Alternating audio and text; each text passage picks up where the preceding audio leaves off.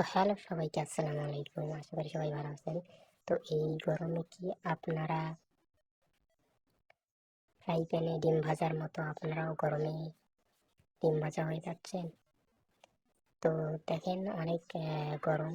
গরমে কেউ করতেছে, আরেকজন কি করতেছে, বাসায় গিয়ে দই খাওয়ার জন্য কি করতেছে, হেঁটে যাচ্ছে। তো চলুন আমরা জেনে আসি গরম থেকে বেঁচে আসার কিছু উপায়। তো আপনারা ছবিতে লক্ষ্য করতেছেন, প্রথম ছবিতে দেখা যাচ্ছে একজন কি করতেছে, লেবু কাটতেছে।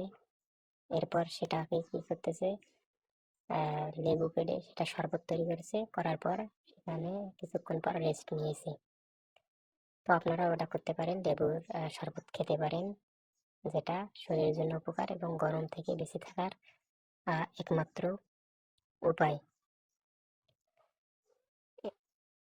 দেন আপনারা ছবিতে দেখতে পাচ্তেছেন, প্রথম ছবিতে কিছু সালাদ। সালাদ গরমে খাওয়ার জন্য খুব উপকারী একটা ফল।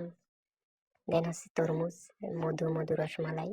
এটা হচ্ছে আরেকটা খাবার যেটা গরমে আপনার শরীরকে সতেজ এবং ঠান্ডা রাখবে। এবং এক নিচে দেখা যাচ্ছে আরেকটা শিশু গরমের জ্বালায় হাফ প্যান্ট এবং একটা গেঞ্জি পরে ফ্রিজ থেকে জুস বের করে খাচ্ছে, যাতে তার ভেতরটা কি থাকে, ঠান্ডা থাকে। দেন এখানে দেখতে পাচ্ছেন এক ম্যাডাম রাস্তা দিয়ে হেঁটে যাচ্ছে এবং এক বদমাইশ ছেলে চোখে চশমা লাগিয়ে ম্যাডামকে দেখতেছে।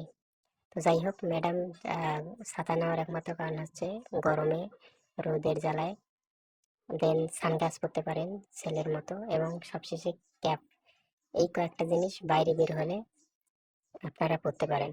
আর দুপুর 2টা থেকে 4টা পর্যন্ত না বেড়াই ভালো, কারণ এটা রোদের রাজত্ব। দেন আপনারা পাতলা সুতির কাপড় পরতে পারেন।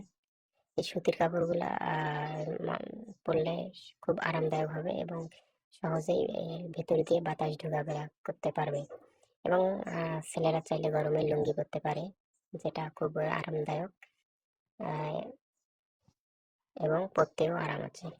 তো আপনারা এগুলো করতে পারেন গরমে।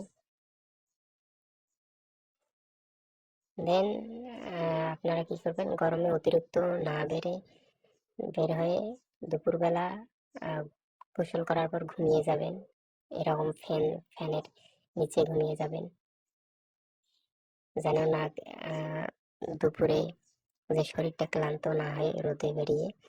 তো দেন ঘুম থেকে ওঠার পর ফ্রেশ হয়ে একটু বেলকনিতে আসতে পারেন ঠান্ডা বাতাসের জন্য।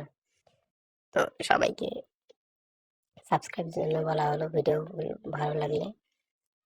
ভিডিওটা ভালো লাগলে লাইক দাও, বন্ধুদের সাথে শেয়ার করো, আর সাবস্ক্রাইব করুন এবং বেশি বেশি শেয়ার করুন, যাতে পরবর্তীতে ভিডিও আনতে পারি। ধন্যবাদ।